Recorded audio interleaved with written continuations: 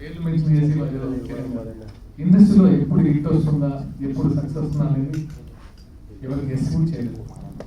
So నేను ఇప్పుడు success అవుతానా, ఫెయిల్ అవుతానా, ఫెయిల్ అని కూడా ఆలోచించాను. నాకు నచ్చిన ప్రాజెక్ట్ నేను చేసుకుంటూ వెళ్తాను. ఆ ప్రాజెక్ట్ జనాల్లోకి వెళ్ళి నన్ను గుర్తుంచుకుంటాను నమ్మకం నాకు ఉంది. అలాంటి ప్రాజెక్ట్స్ చేశాను కూడా ఉంటాయి. షాదీ కానీ సిద్ధార్థ కానీ 100 చేసిన నేను గుర్తుంచుకునే క్యారెక్టర్స్, అంటే నా పేరు చెడగొట్టుకునే క్యారెక్టర్ చేశాను. పాలిటిక్స్ అనేది ఎలాంటి సార్, నాకు నా నేను నచ్చి, అంటే నాకున్న ఫ్యామిలీ బ్యాక్గ్రౌండ్, నాకున్న ఇంట్రెస్ట్తో నేను కళ్యాణ్ గారితో జాయిన్ అయ్యి ఆయన వెంట రావాలని డిసైడ్ చేసుకున్నాను. ఏదైనా ఒక టాస్క్ పెట్టుకున్నాక ఆ టాస్క్ కంప్లీట్ చేసుకుని అక్కడ మనం ప్రూవ్ చేసుకున్న తర్వాత నెక్స్ట్ టాస్క్ లో వెళ్తుంటాం యూజువల్గా.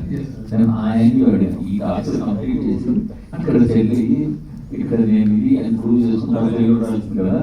అంటే ఈ టాస్క్ ఎలా ఎప్పుడు అంటే నాకు కొంచెం నా ఫీలింగ్ ఏంటంటే సార్, నాకు ఆల్రెడీ నాకంటూ బిజినెస్ పార్ట్నర్స్లో పక్కన పెడితే నాకంటూ ఒక రికగ్నేషన్ ఉంది. అది జనాలు ఇచ్చిన రికగ్నేషన్ ఉందని నా ఫీలింగ్.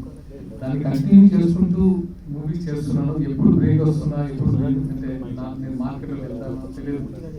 బట్ నేను అనుకున్నది అయితే ఆయన మీద అభిమానంతో ఆ టైం దట్స్ రైట్ టైం, అంటే ఆ టైంలో నేను కళ్యాణ్ గారిని కలవడం ఆయన అనుకున్నాను. మళ్ళీ ఆ టైం కాదు, అంటే బిఫోర్ ఎలక్షన్స్ ముందే నేను ఆయన సో ఆ టైం రైట్ అనిపించింది.